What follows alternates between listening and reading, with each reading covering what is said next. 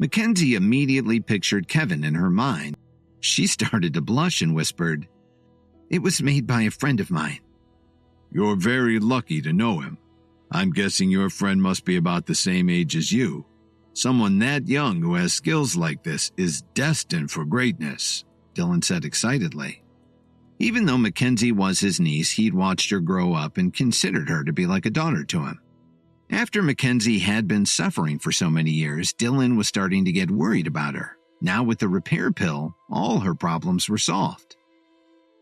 "Mackenzie, please answer me honestly. What kind of relationship do you have with your friend?" her grandfather asked her seriously. He was astonished that such an advanced med could have been prepared by such a young man. He was close to being a master at it. If the Knott family could get to know someone like that, they could really increase their level of development and meet any challenge they faced. "Grandpa, why are you asking me that?" Mackenzie's face started to get even more flushed. "What are you blushing about? I'm just asking you a simple question," he smiled. "It seems to me that someone who can do work like this could really help our family a lot." "Grandpa, do you really want to get involved with an outsider? In any case, I think you've already met him." Mackenzie still hesitated to admit who it was. "What?" Grandpa Knott got a puzzled look on his face. "You say I already met him? Where did this happen? Why don't I remember it?" Grandpa Knott loved Mackenzie very much. On weekdays, a lot of young women stopped by to visit with her, and they were all related to his old friends in the Myriads. But Grandpa Knott had only been in Chicago for less than a month, ever since he'd been sent there by the Myriads. How many young people had he met? Not to mention such a gifted genius. "Grandpa, you're getting forgetful. Remember when you had to be saved at the auction house?" Mackenzie answered in a low voice so that Grandpa Knott wouldn't be able to see the expression on her face. "You mean it's that young man?" Grandpa Knott's eyes lit up as he began to remember. But when he left the auction house, he was still in a coma, and he didn't see what Kevin looked like. He'd never met the young man who had saved him. Dylan told him about it later. "Mackenzie, are you friends with him? If you are, can you bring him over to see me?" Grandpa Knott decided that he definitely had to meet Kevin, whether it was for his family or for the Myriads. As Dylan had already said, someone who could do this at such a young age was destined to do great things. "Really?" Mackenzie looked up in surprise. "What do you want to see him for, Grandpa?" "What's the matter? Can't I meet any of your friends?" Grandpa Knott smiled playfully. "Yes, of course you can." Mackenzie was blushing more than ever now. The night passed quickly. Kevin and Lily were awakened by a knock on the door. "Who is it?" Kevin wasn't fully awake yet and was rubbing the sleep from his eyes. He was stunned when he opened the door. Dorothy was standing there with a huge grin on her face. "Mom, what are you doing so early?" Kevin asked doubtfully. "Get up, sleepyheads.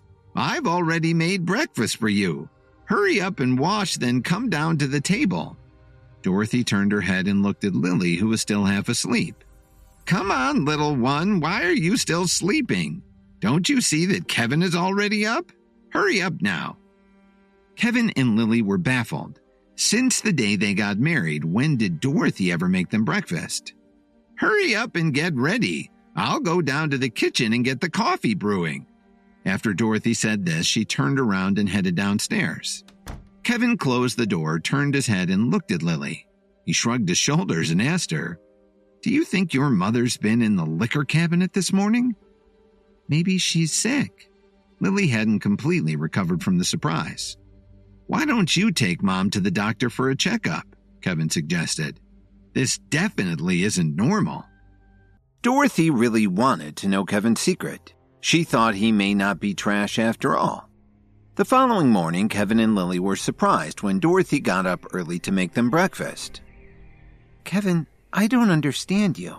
When my mother was mean to you, I thought she was being unfair. Now that she's being nice to you, you still can't accept it?"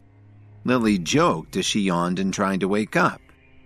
"I guess I just got used to it.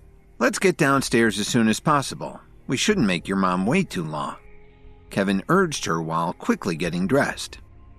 Half an hour later, Lily finally finished putting on her makeup and went down to the dining room with Kevin.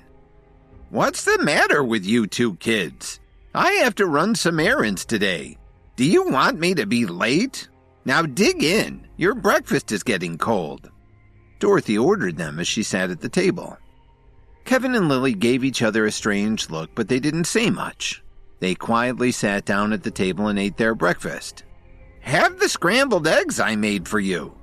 Dorothy put the plate in front of Kevin with a smile. Before picking up the serving spoon, Dorothy continued, "And this is the oatmeal I made specially for you." "Thanks, Mom. Just put it there. I can serve myself." Kevin awkwardly stood up and got Lily a bowl, too. This made Dorothy unhappy, and she thought to herself, "Is it too cheap for him?" One thing that Dorothy was certain about was that Kevin wasn't as simple as he seemed.